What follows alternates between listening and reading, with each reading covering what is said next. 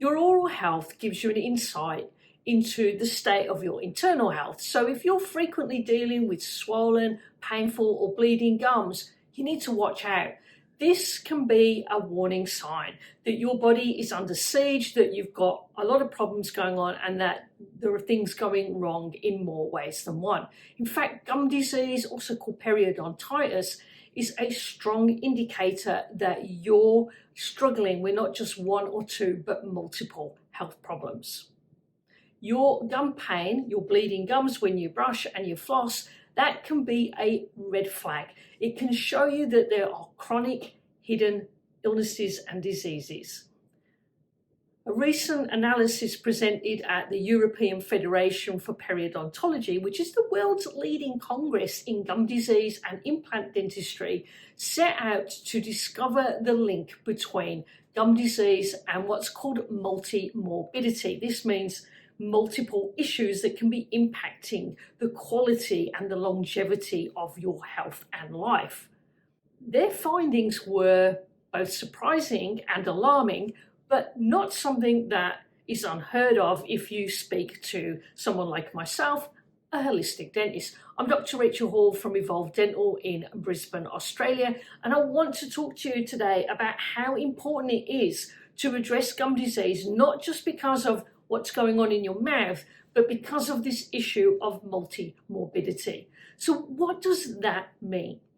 Well, to put that simply, it means having more than one chronic health conditions. It's based on a coding system that classifies and codes diagnoses. It's a little bit dry, but basically it means if you've got things like prediabetes, type 2 diabetes, heart disease, high blood pressure, those sort of things, then these can be markers for these multimorbidities. And you know, it's been a very, very comprehensive data. They analysed the state of the gums of over 500,000 people by checking for symptoms like bleeding and pain, loose teeth, as well as tooth loss. Their findings were quite staggering.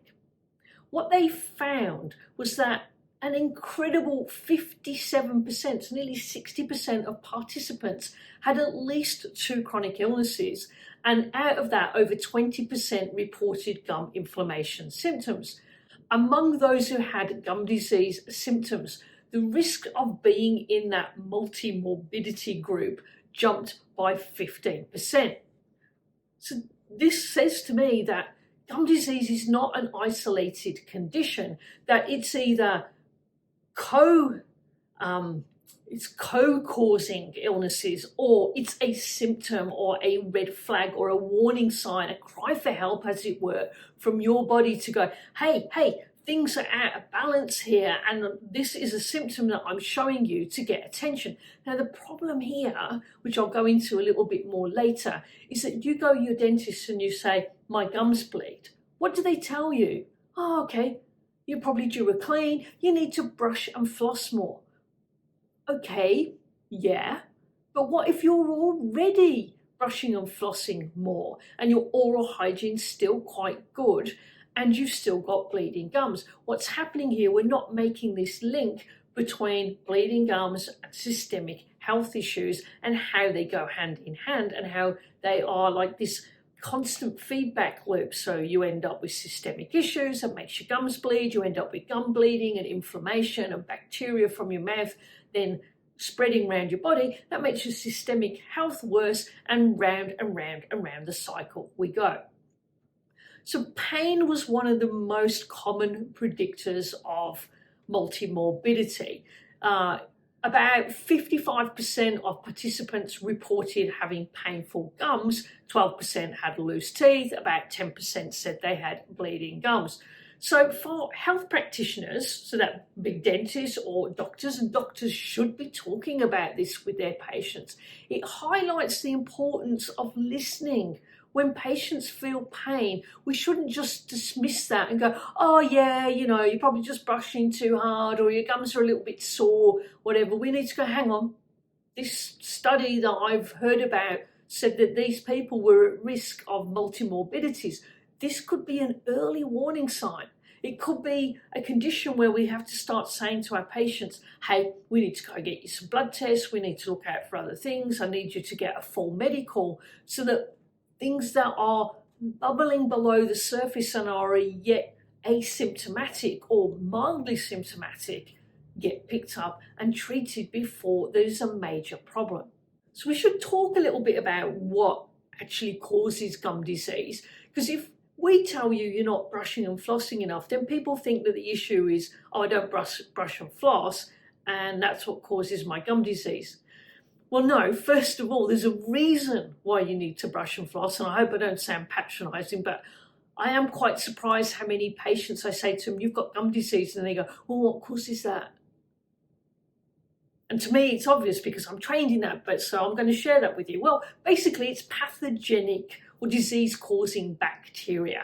So you have bacteria in your mouth. A lot of them are good for you, they're protective, and they help look after you. But if we don't maintain a good oral microbiome by feeding it all the things that it needs, by having a healthy lifestyle, and by brushing and cleaning our teeth, then we get an overload of this pathogenic bacteria. So we can call that dysbiosis if the microbiome is out.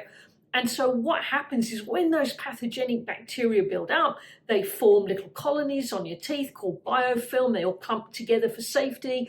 And then as that grows, it's called plaque. That plaque calcifies and hardens around the teeth and under the gums and in between the spaces in between your teeth. And your body is then constantly trying to fight those bacteria to get rid of them, which it can't because they have built this housing estate on your teeth.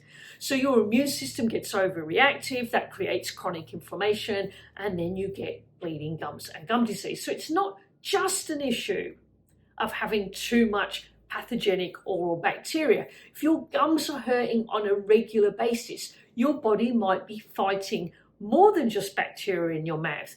It could be dealing with systemic inflammation, underlying inflammation that's affecting your heart, your brain, and your whole body. According to the authors of this analysis or report, people are living longer, and many are now managing more than one chronic condition at a time. Sorry, I'm just reading my notes here.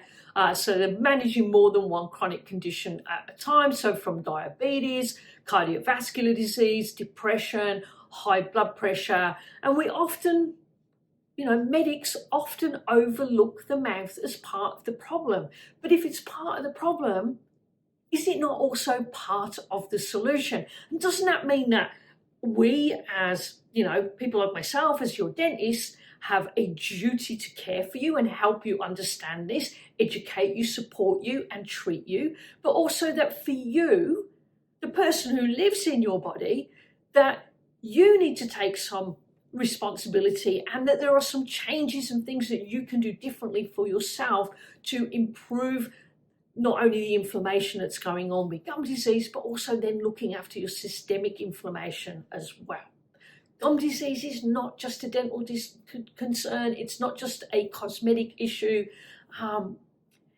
It's hard to know whether there's causality or whether it goes alongside it, but this study provides large-scale evidence that gum disease is linked with broader health outcomes and gives weight to something most people ignore, and that's just mild gum discomfort. It could be part of this larger interconnected web of dysfunction that deserves some serious attention. Now, gum disease does start with poor oral health. When you fail to practice good oral hygiene, such as, you're just skipping brushing, you're not flossing, or you're not flossing regularly or very well, then the biofilm and the plaque forms. Now, this sticky film that forms when the bacteria in your mouth, they build up on your teeth. If plaque remains for too long, it begins to actually damage and eat away at the structures that hold your teeth in. It damages your gums, it invades them, and it starts to burrow into them, and then it causes inflammation and infection. It makes them weak. The plaque sets the stage for tooth decay as well. And by leaving plaque around your teeth, you get the inflammatory disease called gingivitis, or in layman's terms, gum disease. Now, if you don't address gum disease, so if we don't deal with these issues early on, it's going to cause drastic outcomes. You're going to get bleeding gums, and you're going to get then what happens is your gums start to peel away from your teeth, the bacteria invade deeper down, the gums get stripped, and the bone that holds your teeth in starts to just get absolutely annihilated and destroyed. And unfortunately, that bone damage is irreversible. What happens is you get this gum peeling away, we get this gap that we call a pocket. And once that pocket's deeper than 3 to 4 millimeters, it's really hard for you to keep it clean. You can clean up here around the teeth and around the neck of that gum line, but you can't get down into those pockets, and the bacteria just breed and breed in those pockets. There's lack of oxygen, it's warm, it's moist, it's the perfect breeding ground for nasty bacteria. And that's where I come in, or your hygienist, or your dentist. And that's where we go in and we clean down underneath those gum lines and in those pockets to get rid of that pathogenic bacterial buildup. Not only is the pathogenic bacteria, but there'll be like parasites and fungi and all sorts of nasties in there. So we need to clean that out so that your body can heal. Those bacteria, what do they do other than damage everything? Well, they're producing really nasty toxins, irritates the gum tissue, triggers inflammation. Now, as that disease progresses, as I've said, the gums separate the teeth, the bacteria grow in these pockets, and that destroys more gum tissue and the bone that holds your teeth in. And eventually you get loose, wobbly teeth, and they get abscessed and infected, and they fall out. It's a growing health issue. You know, it's really big problem in the Western world. And we shouldn't have this. You know, we used to think it was, poor nutrition. We've got poor nutrition in people who are eating a lot of food. Obese people who are malnourished. Thin people who are malnourished. Healthy looking people who are malnourished. Because what's happening, we're eating too much sugar, too much carbohydrate, and we are fueling the conditions that set you up for systemic metabolic issues and gum disease and tooth decay. We're seeing gum issues in younger and younger people because they're not eating enough healthy foods, they're not getting all the vitamins and minerals, and their sugar ratio is tipped too far one way. They're eating a lot of carbohydrate and just nutritionally devoid products. Sorry if I'm rambling, but I do really care about this. So something like 50% of older adults have some form of periodontitis, about 10% really severe, and then the rest have what we call non-severe. But what does that mean to you? It's non-severe. Doctor said, I've got non-severe gum disease. Well, that's just crap, isn't it? What is going to happen? Oh, it's non-severe. I don't need to bother. My gums bleed. They're a bit sore. But the dentist said it's non-severe. Well, no. I'm going to just scrap that, because the new classification of gum disease is healthy, or type 1, type 2, type 3, type 4. Now, if I tell you you've got type 4 cancer, that's terminal. There's nothing we can do to treat type 4 cancer. In most cases, it's now palliative care and managing the conditions until, sadly, the person with that diagnosis passes away. Now, you go, oh my God, she's being extreme. But this is how we now grade periodontal disease. So you've got type 1, it's early stages, we can do localized treatment, everything's contained, we can do the localized treatment and you should recover. Type 2, there's been some early spread, we've got to cut a little bit more away. If it's a tumor, we've got to go in as a dentist and do deeper cleaning, be a bit more invasive and give you treatments to maintain and improve the gum health, and we might need to do that regularly, and you've got to make some changes to your lifestyle. Now, type 3, this is getting desperate. This is now we're going to need a radical approach, and type 4, which is terminal, means you might lose teeth. We might have to do extractions to be able to resolve the issue. So we've got this whole group who've been told they've got non-severe periodontitis, but they're actually at stage 3. We have to jump in and we have to take this seriously, and we've got to do some heavy duty treatment to give your teeth and your body the best chance to be well and healthy and recover. So the point I'm trying to get across here is that maintaining good gum health is not just about keeping your teeth. It's about protecting your general health. It's about preventing or managing other conditions. It's about reducing the risk of you having multiple long-term health conditions, and it's about helping you improve the quality of life. So how exactly does your mouth influence the rest of your body?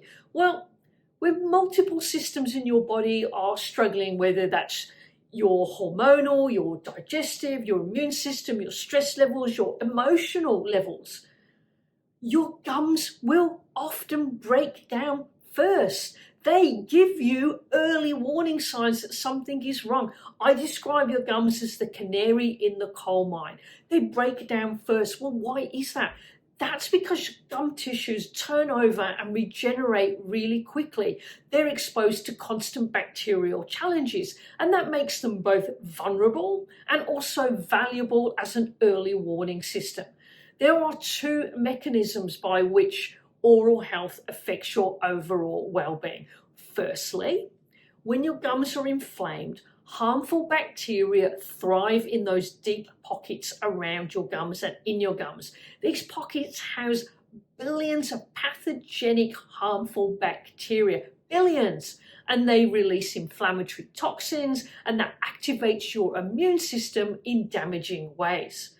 The harmful bacteria in your gum pockets leak into your bloodstream, and this allows toxins, inflammatory compounds, and the bacteria themselves to move and travel all over your body, triggering disease in your heart, in your brain, in your kidneys, in your lungs, everywhere.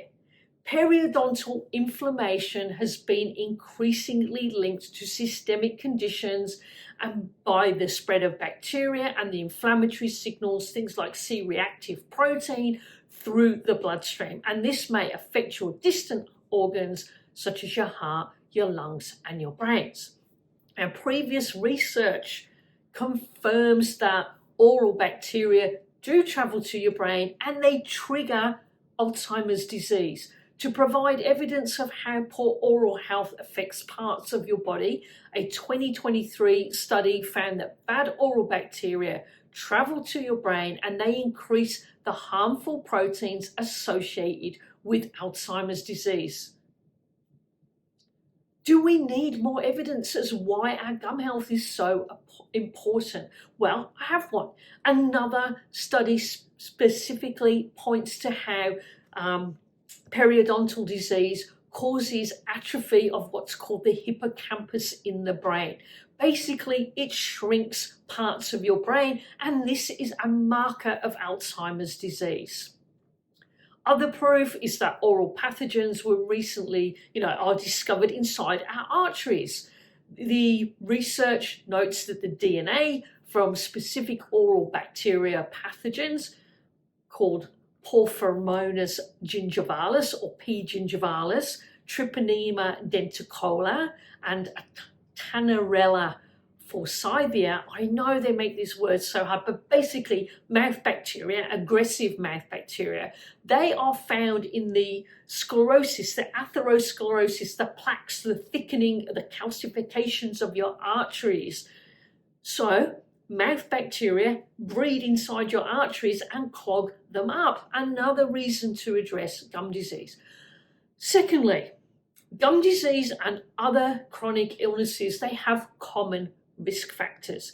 These include, as I've touched upon, stress, poor nutrition, poor socio-economic factors, and researchers also investigated associations between poor oral health and specific issues like alcohol-related problems, anxiety, and depression. This shows that there's a complex interplay between your oral health, your mental health, and your lifestyles. Now, you don't need to wait for a formal diagnosis from your dentist to take action. If your gums are sore, if they're painful, if they're sensitive, you need to pay attention. not just for your teeth, but for your brain, your metabolism, your mood, your heart, and your future. Good oral health is the key to warding off chronic disease. Now, the good news is, unless you've lost your teeth already, it's never too late to turn your health around. And it starts by making a significant change or significant changes to your oral health routine. Now, these things aren't hard. We acknowledge that it's possible to reverse gum disease, and then severe periodontitis cannot be reversed, but it can be managed and it can be slowed down and even put into remission with proper professional care and guidance. Now, I know this seems really basic, but it's not happening. You guys know that you need to do it, but you don't, because you're not motivated enough. But hopefully, after listening to me go on, you are now a little bit more motivated, that you understand, oh my gosh, it's not just about my teeth being clean and me having fresh breath. It's about my heart.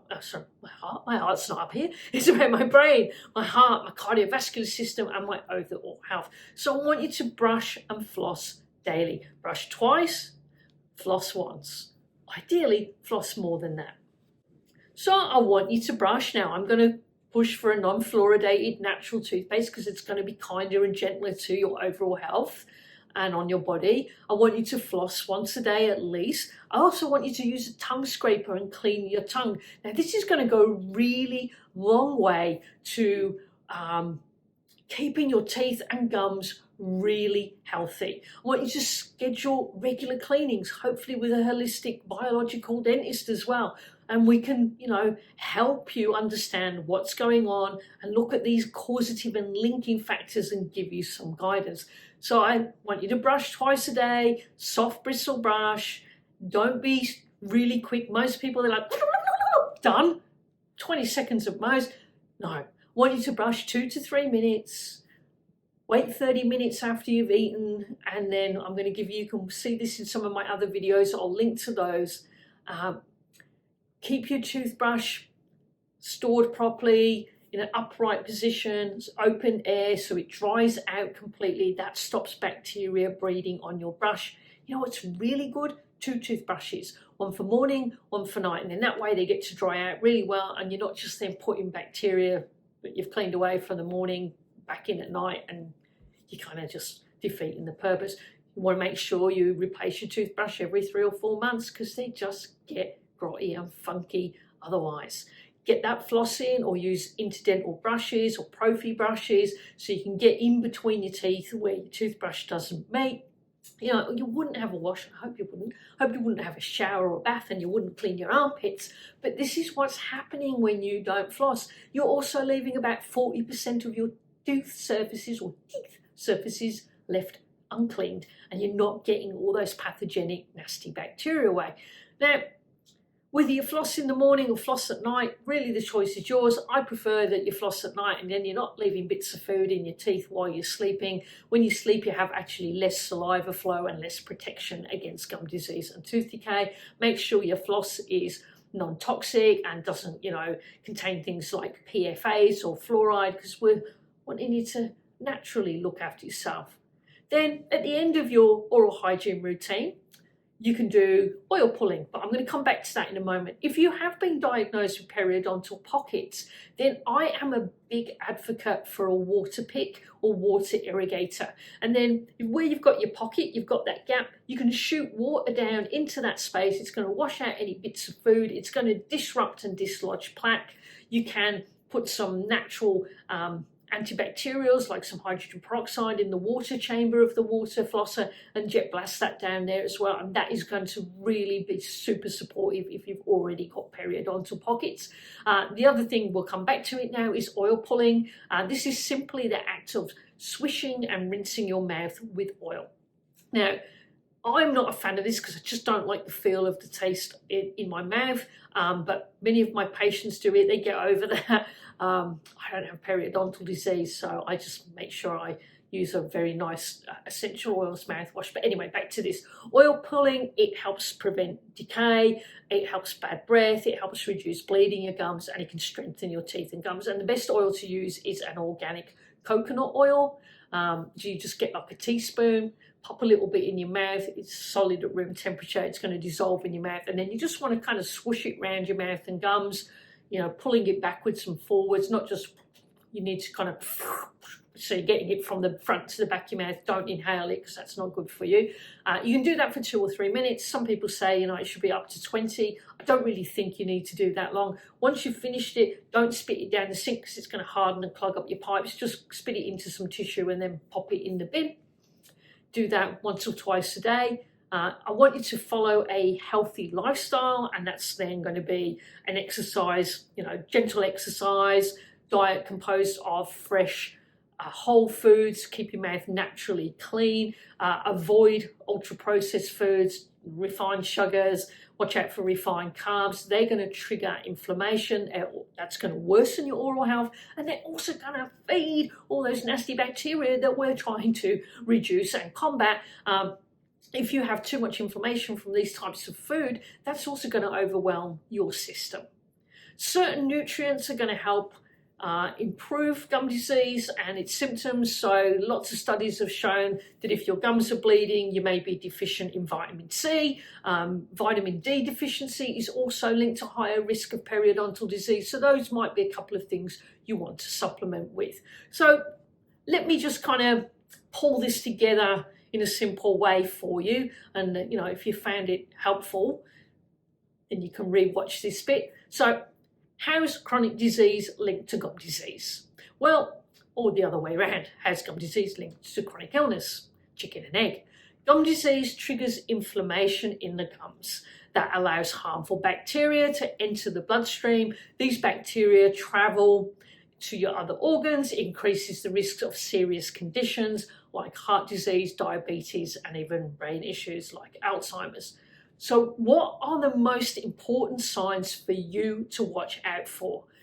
Painful gums are the strongest predictor of health issues. Bleeding gums and loose teeth also matter, but gum pain is the highest association with multiple chronic diseases in that study of over 500,000 people. Now, if you go to your dentist and they do not take this seriously, shame on them, find another dentist. If you've been going to the dentist regularly and you're still having issues with bleeding gums, sore gums, and they keep telling you that everything's okay and you just need to brush and floss more, please find another dentist. They are doing you a disservice. And dentists, hello, I don't know whether you watch me at all, but you need to take this seriously as well. Now, does gum disease affect your mental health? Well, yes. Researchers have found that people with poor gum health are more likely to suffer from depression, anxiety, and maybe even alcohol-related illness, because when you don't feel great, a lot of people turn to drink, and that's not the answer. Inflammation from gum infections may interfere with your brain biochemistry and your emotional and stress regulation as well. Why do gum conditions reflect deeper health issues? Well, gum tissues regenerate quickly and they're exposed constantly to bacteria, and that makes them a really good early indicator for signs of internal stress or inflammation. When your gums break down, it often signals that your immune, your hormonal, or your metabolic systems are under pressure. Now, I often talk to my patients about, hey, I've noticed your gums are bleeding. What's going on? Are you stressed? What's happening with your lifestyle? How are you eating? Are you getting out and exercising? Are you getting enough sleep? Simple questions, but it helps join the dots. And then patients, suddenly you can see them go, oh, that's why my gums bleed. Oh my gosh. And it, boing, light bulb moment. And then they come back and they see me and things have changed dramatically and there've been really great improvements. And that is just super exciting because we understand how important good gum health is. So what parts of the body are the most affected by gum inflammation? Well, the studies have found that the oral bacteria and inflammatory signals from gum disease, they enter the bloodstream and they affect distant organs like the heart, the lungs, and the brain, rising the risk for multiple chronic conditions. If you've enjoyed this video and you want to learn more on how you can better maintain good oral health and prevent or reverse gum disease, then check out this video over here.